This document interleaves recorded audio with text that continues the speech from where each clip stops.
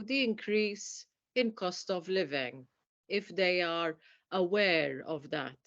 And what is it that JA does in order to overcome this? So, welcome, Matthew. I've got one opening question for you to launch. Sure. Do you think that the younger generations, such as Generation Z and even the younger ones, which I believe, if I'm not mistaken, are called Generation Alpha, are impacted by the increase in the cost of living? And what is it that you do from JA? Maybe you can explain a bit more in detail what JA does to support them to understand what the increase in cost of living is. Sure. Thank you, Petra. Thank you, Gemma, and the whole team for the invite and organizing this. It's always good and nice to obviously partner up with you and collaborate with you on this pillar. Um, you referred to our young team. I'm guessing you are referring to the rest of the team, not me. But yes, we at JA Malta, we basically handle educational programs for students starting from 7 years old up to 30 and plus. We also have programs for adults now. And our three main pillars are entrepreneurship, work readiness, and financial literacy. We see these three pillars obviously overlapping each other, and in all our programs, we handle financial literacy as a key life skill that students need in order to be successful, to reach their potential when they grow up and enter the workforce. Um, we work with schools, obviously, and deliver our own programs. But to answer your question, you asked whether the younger ones are impacted by the cost of living. For sure, they are. Everyone is impacted by the cost of living, whether directly or indirectly, they are affected, whether because their parents or their guardians are being impacted and therefore indirectly they are impacted, or if they get to buy some things themselves, be it food, even from the school shops, be it their hobbies, that their or toys, be it when they start going out a bit with their friends or with their parents to visit some places, they are being affected by the cost of living. So we have the options are two. We can either shelter them, not make them aware of these impacts that we have in our lives, or else we try and educate them, make them aware of certain concepts so that they are not simply sheltered from it, but on the other hand, they're not worried about them, they're not confused about them. By educating them and giving them certain key principles in money management, in decision making, in negotiations, we are educating them to be aware of what the impact of inflation is, what is inflation, and how this is impacting their lives and their parents' lives. So in our programs, we obviously try to pass on certain skills when it comes to money management. This includes the critical thinking, decision making, being able to determine the difference between a need and a want, like it was mentioned before, as well as we try to go into later on according to the ages, in things related to raw materials. If you are buying something that's made out of things, individual items, it involves transport and shipping. So we go into the merits as what is the price of things, the cost of things. And this, we also put it in line with other, the European dimension, the regional dimension, shipping, international shipping, local deliveries. So we try to tackle things that they listen or hear their parents and their friends talk about, or they experience themselves because they're seeing things happening around them. So by going through principles of how the community works, how money moves within the community, the different jobs within the community, explaining taxes, the price of things. We are making them aware that money or things, they don't come in unlimited supply. There's a limited supply, you need to decide, and you need to make choices. So by obviously going through these discussions, and we always do this through games, activities, apps, role play, or themselves coming up with products and selling them between them, even with artificial money, we are exposing them to the key concepts of how you can manage things when prices increase, when you need to make certain decisions, when your budget is being depleted. So how do you budget your pocket money? Where are you spending it? Are there any costs that you already need to plan for? So rather than scaring them with the cost of living or sheltering them, which are the two extremes, we have our programs, which like Gemma has other tools as well. We try to explain the concepts of how they are being affected, because sheltering them and not making them aware of these things is certainly not beneficial for them, because of the shock they will get later on in their lives.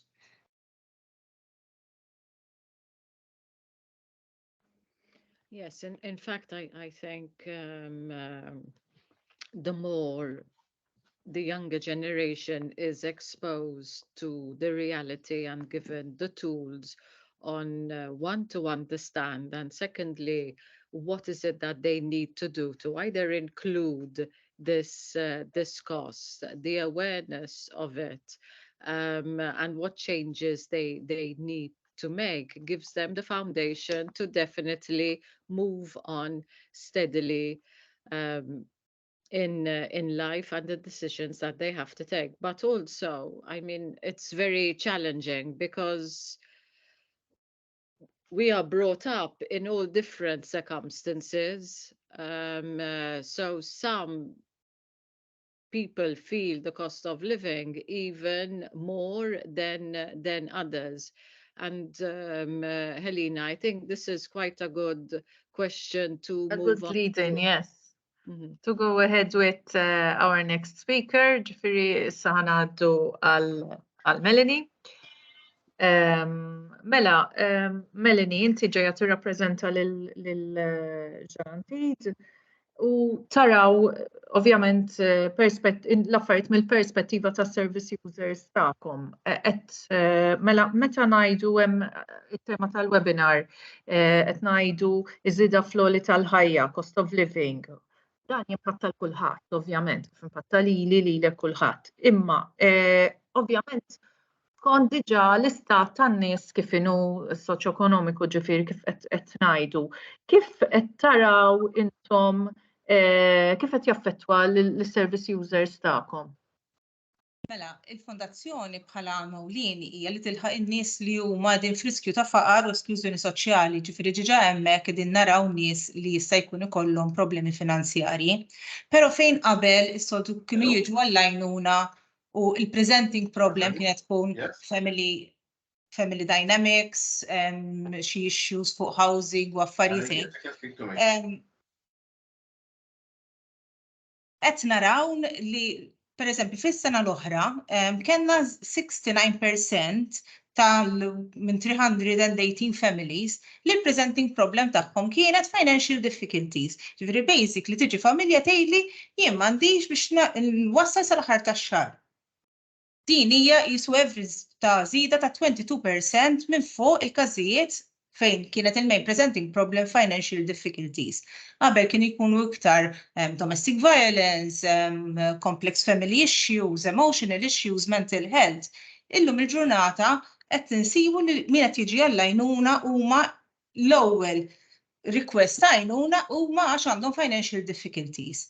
Issa, financial difficulties qed ikun għax meta naraw li l-combined income ta' household mhux qed ikun biżżejjed biex jixtru l-basic needs, forsi biex jikkaverjaw il-kontijiet biex iġemmaw xi ħaġa biex f'każ ta' kriżi jkollhom xi ħaġa fuq xi iduru għalihom, allura mal-ewwel jew mart għax għandhom bżonn xi spejjeż ta' mediċini, jew qolitilhom il-kera, qed jiġu financial difficulties għax mhux qed ikollhom fuq xi iduru biex jitteppjaw għal dak il-mument ta' kriżi.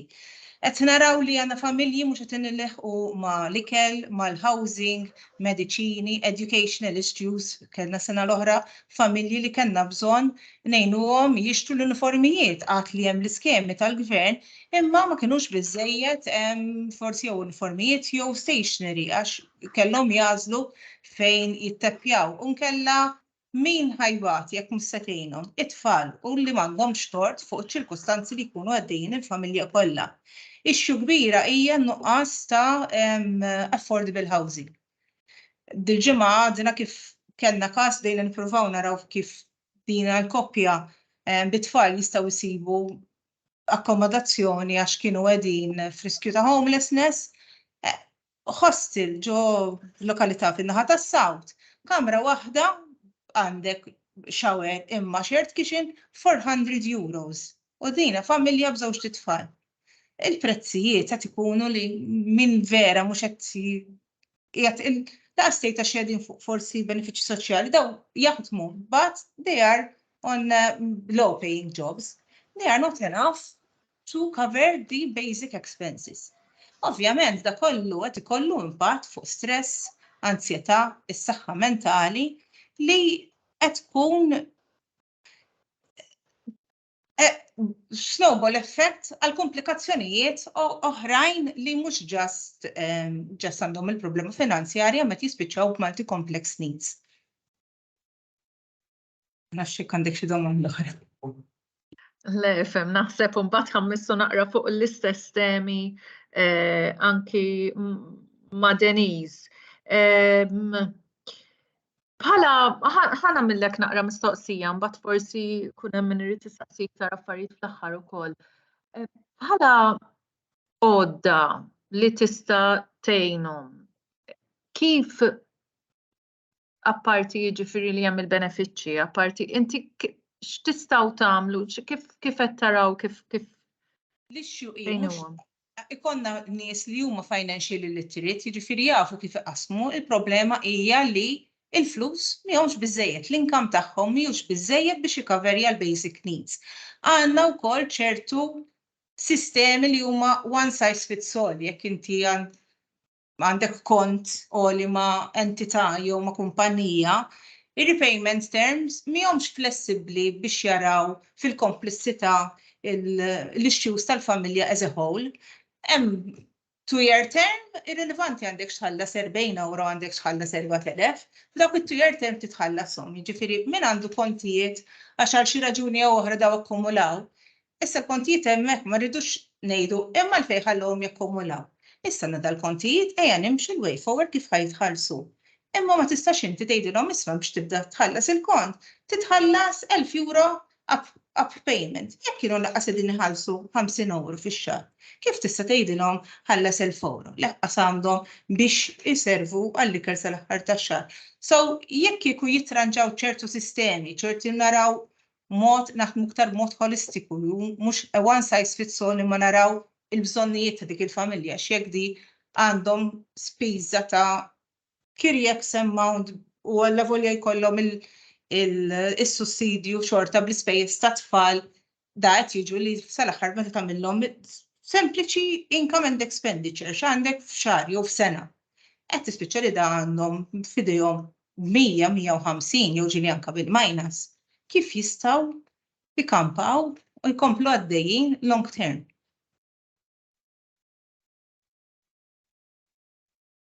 Grazzi. Thank you. Ma nafu ma iba. Arċi, rrid tagħmel xi mistoqsija jogħġbok? Lex, kellek idek molli. Jiena li xtaqt ngħid hija din, dan il-fatt dawn huma fatti li aħna nafuhom prattikament.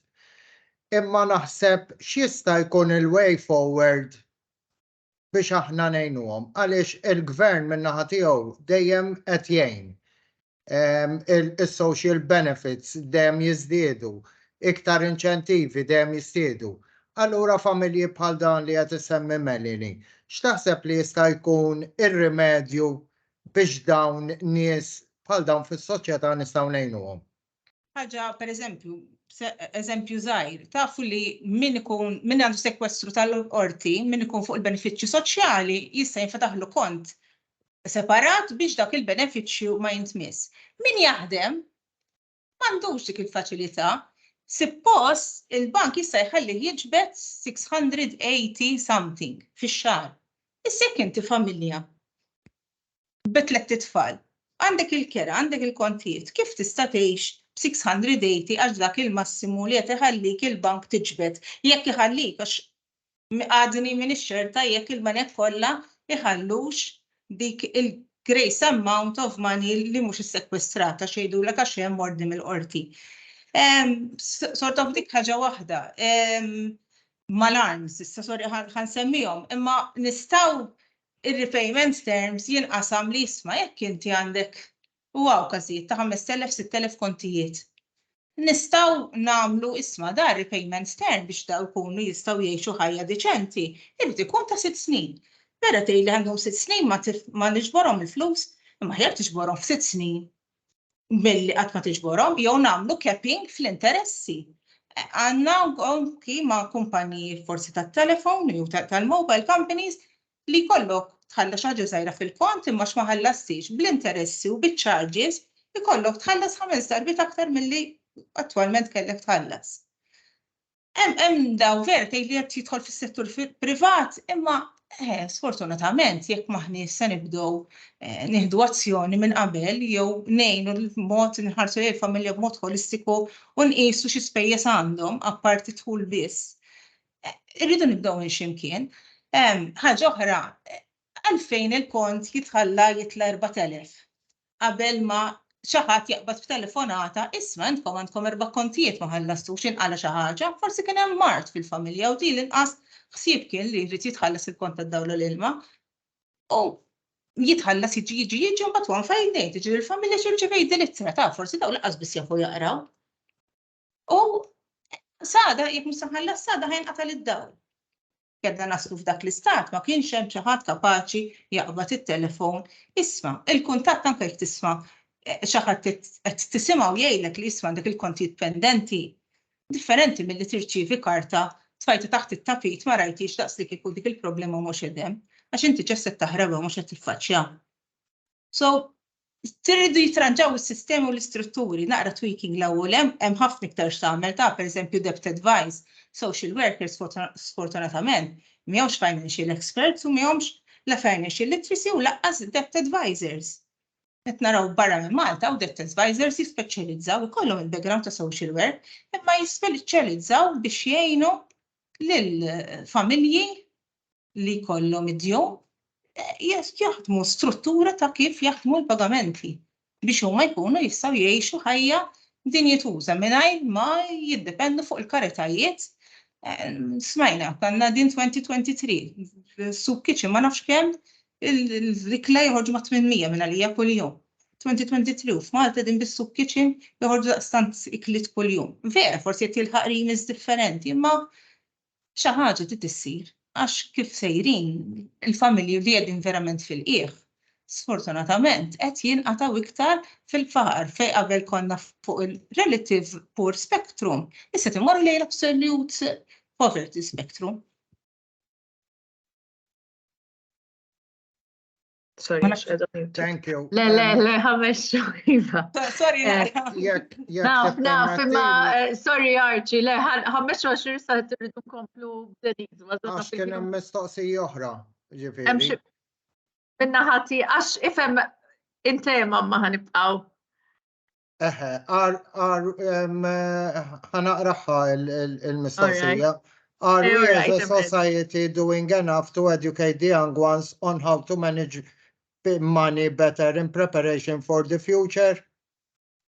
Mela, dana ħanżommu il-question and answer time għall-aħħar jew ħanamluhom wara l-interventi għax kieku peress li għandna skeda u għatfadlilhom jitkellmu Deniz u Mark, naħseb nistgħu nerfawha u nsaqsu dil-mistoqsija fl-aħħar.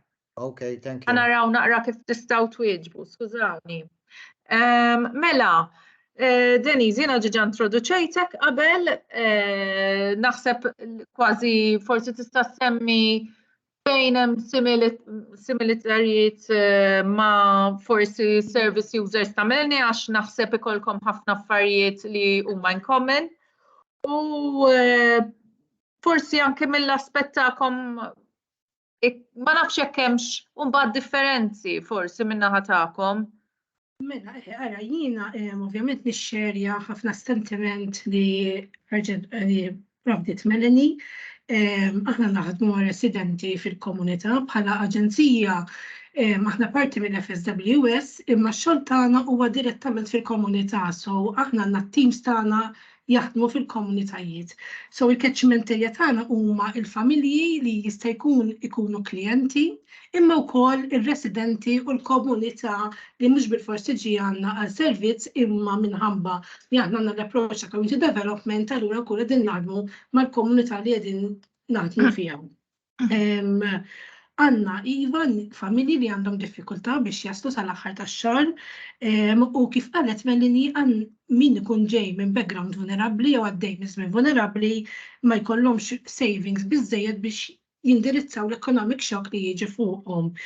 Is-sitwazzjonijiet huma differenti, hemm min għandu insufficient income minħabba raġunijiet challenges ta' nuqqas ta' saħħa mentali, mart jew deċiżjonijiet li ttieħdu li kienu forsi mhux daqshekk b'saħħithom fl-aspett finanzjarju kemm minn persuni jew minn persuni importanti fil-familja. Intergenerational habits li jgħaddu minn ġenerazzjoni għal oħra, kif ukoll limited educational background, jisu ħaġa taqqat moħra. Però naħseb li iktar impatt li seħallu huma il-renti, il-kirjiet għoljien, għalkemm hemm is-sussidju hemm is-support xorta għadu diffiċli biex tgħix f'renta. Il-pending utility bills, l-istess kif qalet Melanie, u l-użura u addictions, structural inequalities, insecure jobs, jew inkella anke bank services li għax għandek ammont ftit ta' flus, ikollok penalties, ġifieri hemm affarijiet li kontribwixxu. Il-common assumption li financial literacy għandu bżonnu min ma jafx joħsib il-flussi, fil-verità mhijiex hekk. Għad-nies li id-dħul tagħhom mhuwiex biżżejjed biex jagħmel l-affarijiet essenzjali, mhux għax ma jafux jieħdu ħsieb flus, imma ma jistgħux jistreċċjawhom iktar. So dik xi ħaġa jridu nieħdu ħsieb. Aħna min-naħa tagħna bħala ACT għandna social mentors li jaħdmu fuq financial capabilities fuq isu repayment action plan, nagħtu dan is-support nimmenterjaw għal żmien twil u nippruvaw nilħqu dan l-action plan, però kif qalet Melanie għandha il-problema li jekk inti m'għandekx flus biex tibda tħallas issa biex tibda jkollok pjanta kif ħatħallas, ovvjament is-sitwazzjoni ma tistax tilħaqha. Xi ħaġa li ma nafx min jagħta hawnhekk jekk il-parteċipanti għaddewx minnha ma jiena tinkwetani ftit li għandna nies li being li jiena mara wkoll għandna nies li jitolbuna affarijiet ta' ikel ta' ħwejjeġ.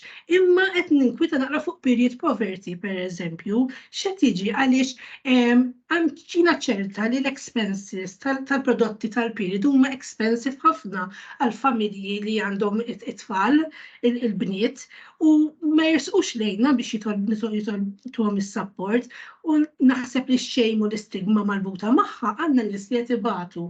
Forsi nistgħu nisplorawha ftit. Min-naħa l-oħra aħna barra li kif kien xi ħadd saqsa fuq il-mistoqsija ta' kif naħdmu ma' tfal qed jiġu aware tal-financial capability. Min-naħa ta' ACT nagħmlu ħafna proġetti fil-komunità li ninvolvu tfal fuq financial literacy u anke fuq il-faqar u r-riskju tal-faqar. Ġifieri hija tema li niddiskutu. Li naħseb li forsi ma rridx niġi u ma rridx nkun biss ma nsibx solutions. Jiena nemmen ħafna li ġejja minn community development, nemmen li s-soluzzjoni hija wkoll li infittxu s-support fil-komunitajiet li ngħixu fiha. Jisu sirna service mill-ewwel naħsbu għalih biex nixtruh.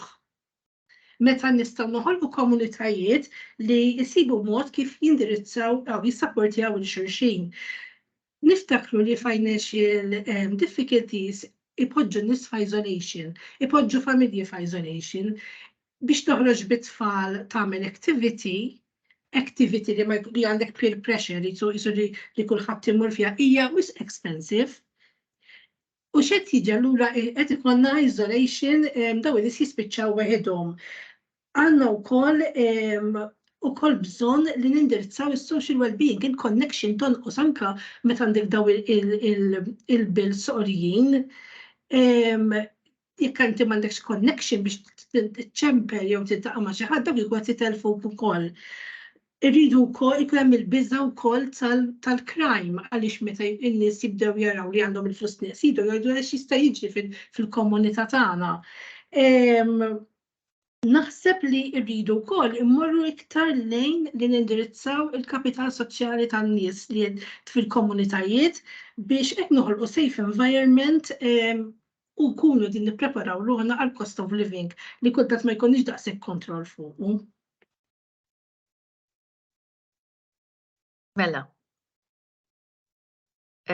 Grazzi.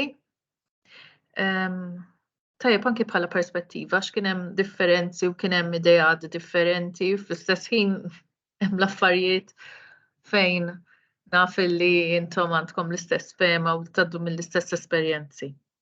Mela, issa ngħaddu għal Mark naħseb. Mark, inti ħatkellimna naqra overview mbagħad fuq il-private pensions u x'hekk. Forsi tista' tispjega sa dawn ovvjament qegħdin naqra area differenti sew Ma nixtieq namalgama għamal biċċa tax-xogħol. Naqbel ħafna ma laqalu Matthew, Denise u Melanie jidirġi u ġveri. Għaliex id-daily struggle ibda biex jiena Mark Bezzina, ħintroduċi ruħi Mark Bezzina, jiena xogħolju li ngħin in-nies iktar minn kollox ifadlu għall-futur tagħhom. Fost il-ħafna affarijiet oħra, imma ejja nitkellmu fuq hekk illum.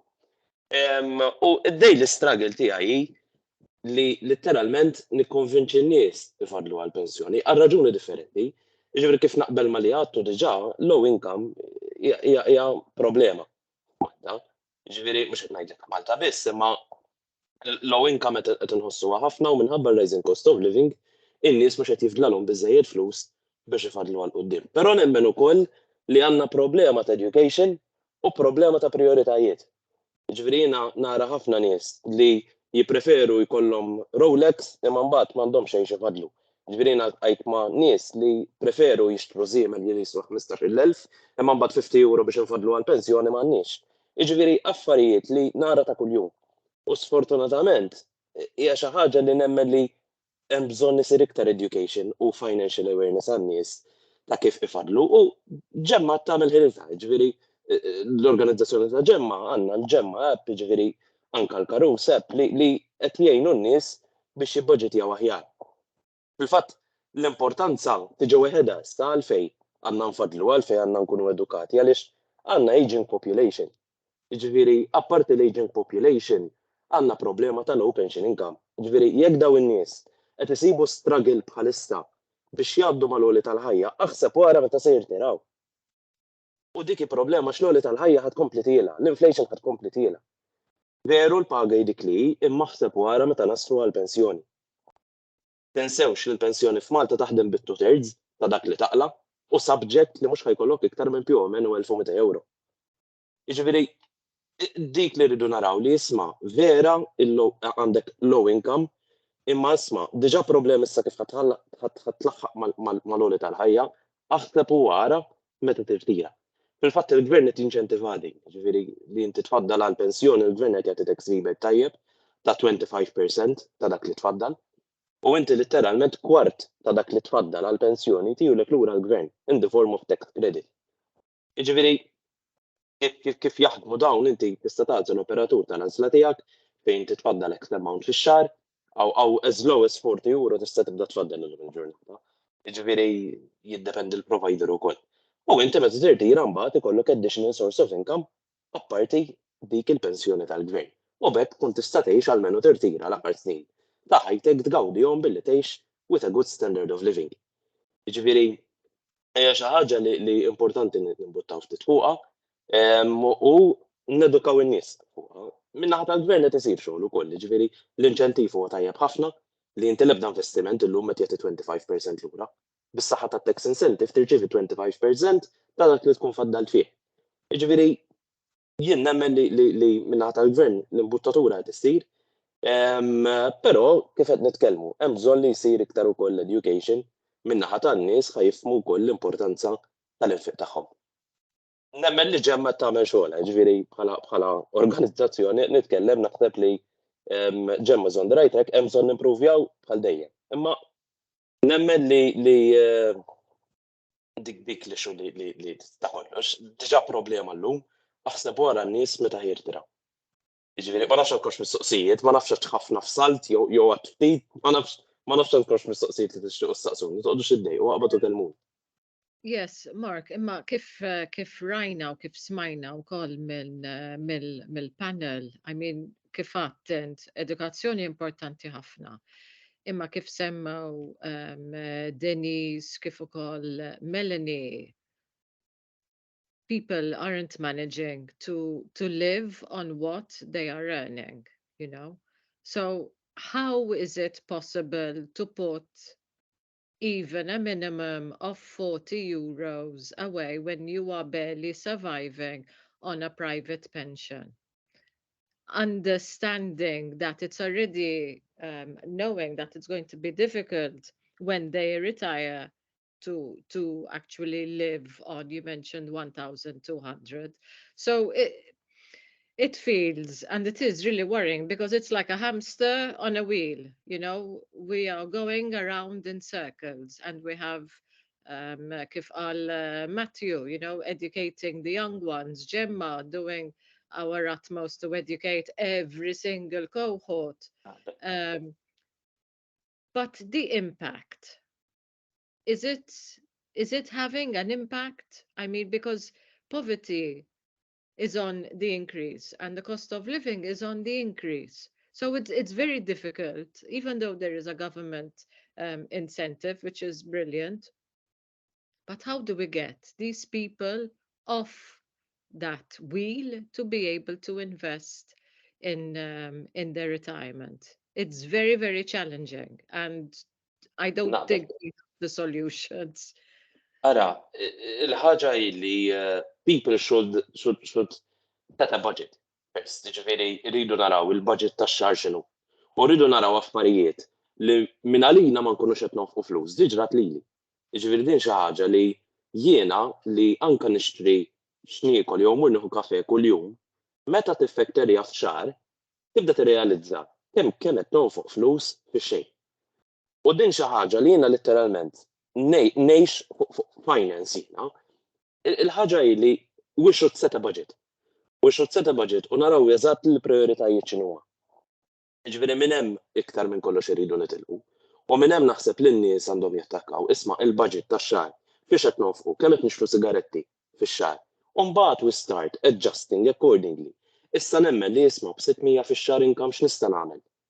Dik nifhimha.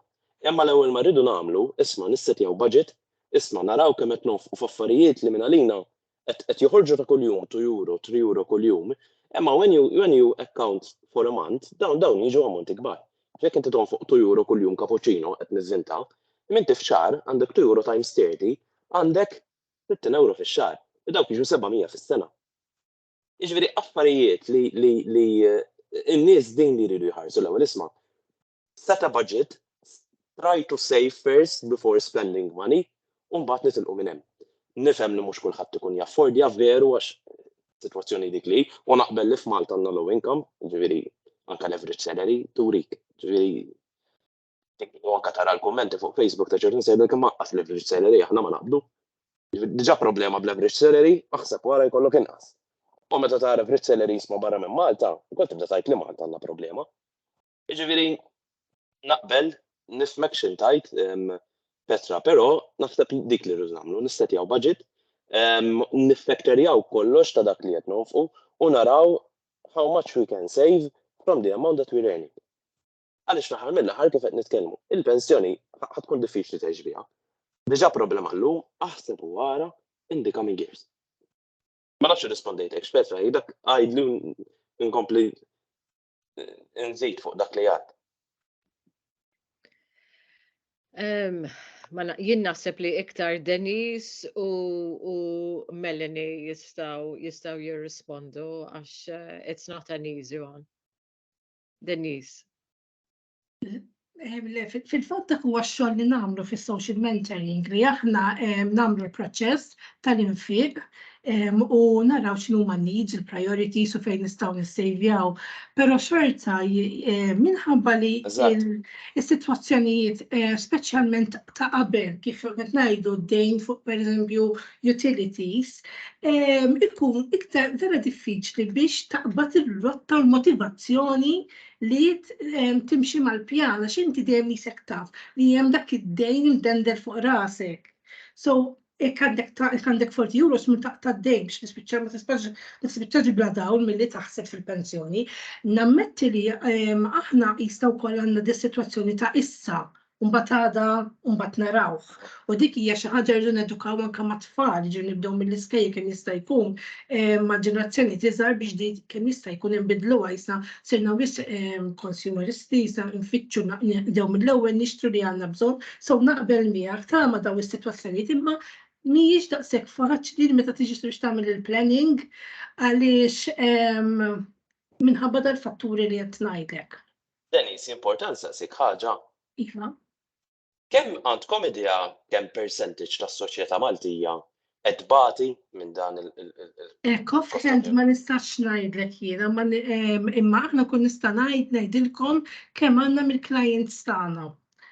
U kun nista' nġib dik l-informazzjoni m'għandix hekk f'idejja bħalissa.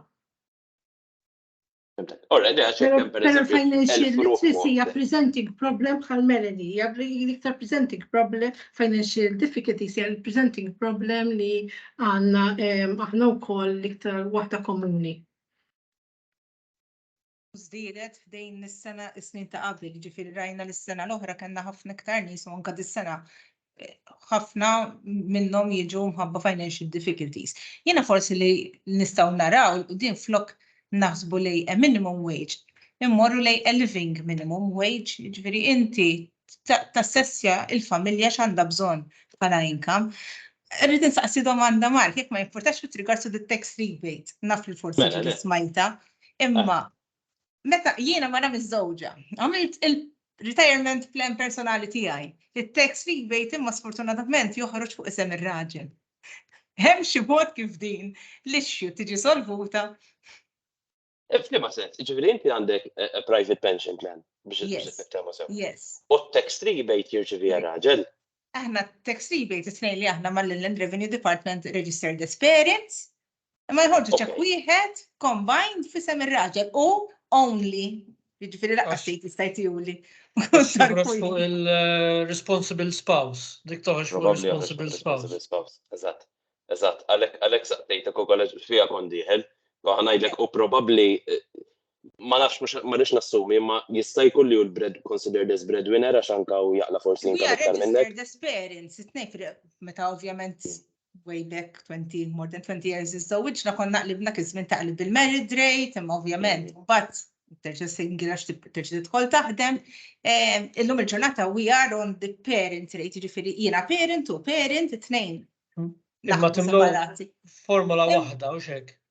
Formula ħed, il-sistema kif inhi maħniex ma tistax. Jiena bil-kontra jgħidu ir-responsible spouse fil-Kastilja hija l-mara, allura ċekkijiet u hekk joħorġu dejjem f'isem il-mara. Dak huwa skont ir-responsible spouse. Hija sistema tajba.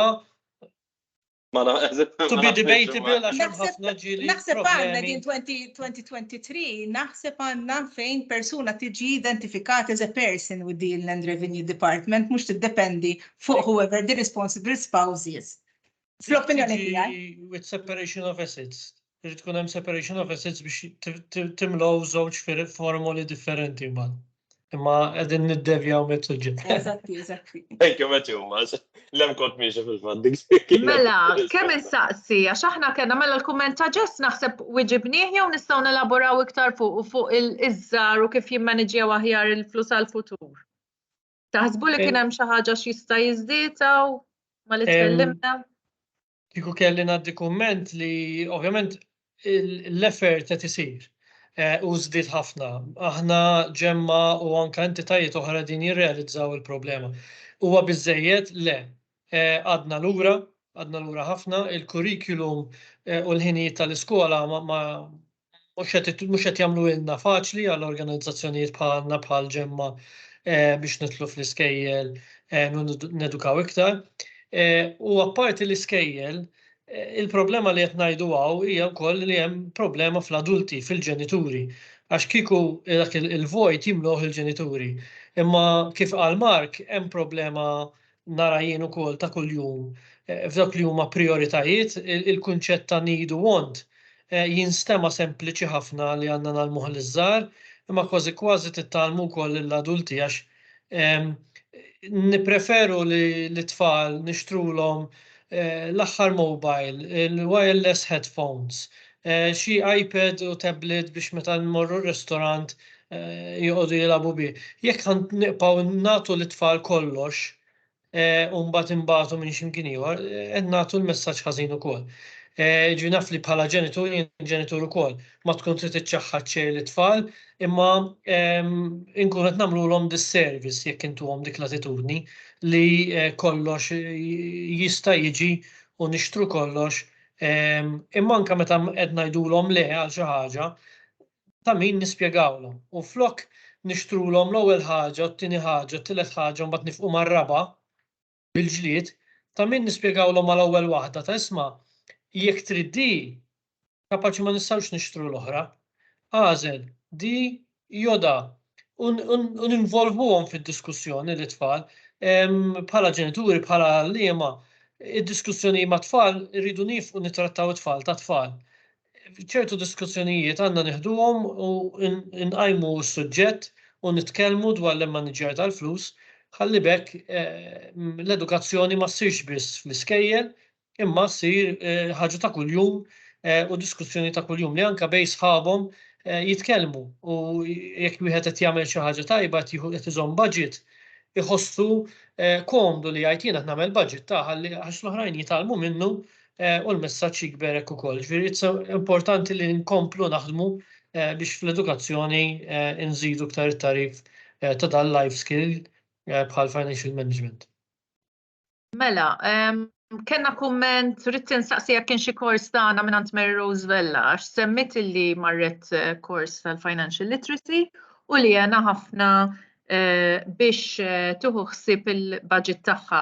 Min-naħa li semmit bħala suggestion, ġifieri fejn issuġġeriet illi noħorġu fil-komunità, qed nippruvaw, ġifieri aħna nagħmlu ċertu sessjonijiet għas 60+.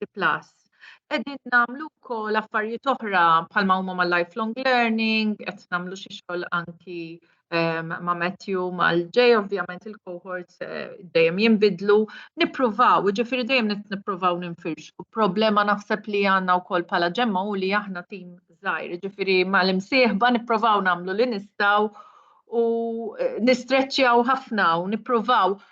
Xi kultant li nsibu naħseb min-naħa tagħna u jistgħu jikkonfermaw li noħorġu sessjonijiet, friġna budget planner, ġifieri għandna xi ħaġa għandna u kien hemm xi ħadd ieħor li saqsaw nisfel, ġifieri aħna u nippruvaw nuru kif jintuża kemm fil-lifelong learning, kemm f'sezzjonijiet oħra, imma xi kultant put it out there fis-social media tipprova tirreklama, imma għalkemm in-nies jgħidu li jixtiequ u li jkun hemm, ma jagħmlux dak il-pass biex jiġu għalihom is-sessjonijiet u biex isegwu.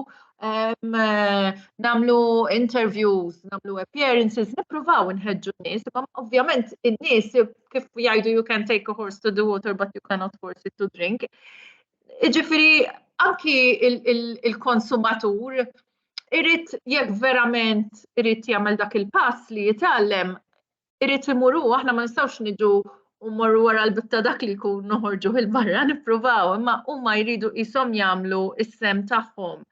Mela, issa, naħseb forsi Sur Muscat, forsi weġibtek, forsi lex, taħseb?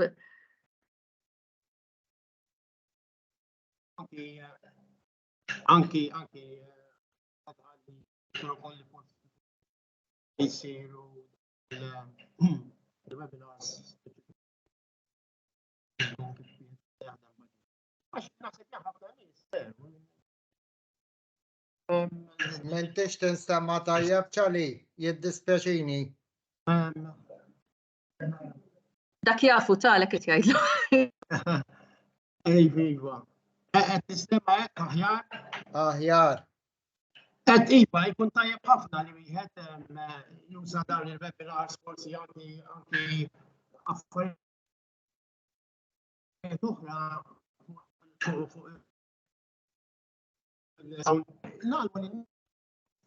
verament issetjaw budget taħt xenarji differenti. Għax biex kulħadd ifiku salsi ma jkunux ta' kull stess. Nemmen li jafx għandu jisseċċa x'għandu jixtri kif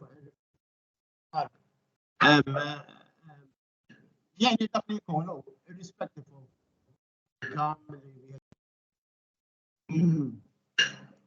Mela, naħseb di li Haber ukoll għal saqsietna wkoll dwar il-budget tracker, naħseb aħna dak huwa l-budget planner app, jekk hu forsi trid downloadja aħna dak jeżisti bħala web app, tista' tmur il-Malt apps ukoll, ġifieri jkun isu sajt, tista' taċċessaħ ukoll bil-mobile anke jekk għandek iPhone, ġifieri min irid jipprovah huwa sempliċi jekk ikun hemm xi diffikultajiet tistgħu tibatulna u ngħinukom ukoll kif tużawh. Jekk intom taħsbu kif kontattajt, aħna nagħmlu iktar webinars nieħdu pjaċir anzi li titolbuna dan is-servizz qisu li nistgħu nagħmlu. Infatti kien hemm pjanijiet il quddiem anke li nippruvaw noħorġu xi korsijiet mal-IPS, imma dak huwa xi ħaġa isu work in progress għax hemm affarijiet taħriġ ieħor li qed isir minn qabel u qegħdin naħdmu fuq bħalissa. Hemm xi mistoqsijiet oħra? Mela, il-budget app. Il-budget app huwa ġemma budget app, Petra, xina niżiltu issa nsejt kif jagħtemmi li nużaħ xarej, noqgħod nieħu l-qtajja nara fiex qed naħli l-flus, jiġifieri. Eżatt, ġemma budget app. Tista' tniżlu jew mis-sajt jew inkella minn skont x'mobile għandek, Android jew iOS. Mill-Play Store jew iOS. So easy to download. Imma biex inkompli fuq dak li kontu għadin tajdu, it starts with us. The more we talk about money, the more we share our expertise and help each other out. Per eżempju, Denise u Meli, jekk għandkom it-tfal, MJA għandhom ħafna programmi li. So the more we help each other out, even for social media, we share each other's things, we can have more of an impact. So I think we're stronger as a group, as a unity, than fighting one-off battles, So all for one and one for all. That is something that I think. And mostly, to try and change behavior, especially in the younger generations, to instill a good app, if you wish to call it that, a positive mentality on how to manage their money, so that we don't continue passing on the bad habits, if you wish. So that is something that I really believe we can all make a difference in. So thank you all for participating. Helena, I leave the closing words to... Well, you've done it, haven't you? Well, yes. Mela, nirringrazzjakom kollha lill-speakers, lill-organizzaturi tat-tim ta' ġemma, lilkom li ġejtu naqgħu magħna llum. Jekk intom ma għamiltux like fuq Facebook, qatt ma tħaltu fil-portal tagħna. Jekk jogħġbok idħlu, għamlulna like, għamlulna follow. Jekk kien hemm xi affarijiet li forsi xtaqtu iktar, parti naħseb parti issa ħatibatilhom forsi il-form wara.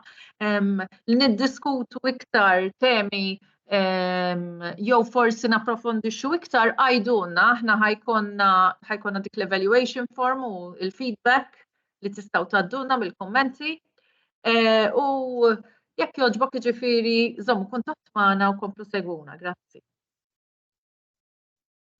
Nsemmilkom.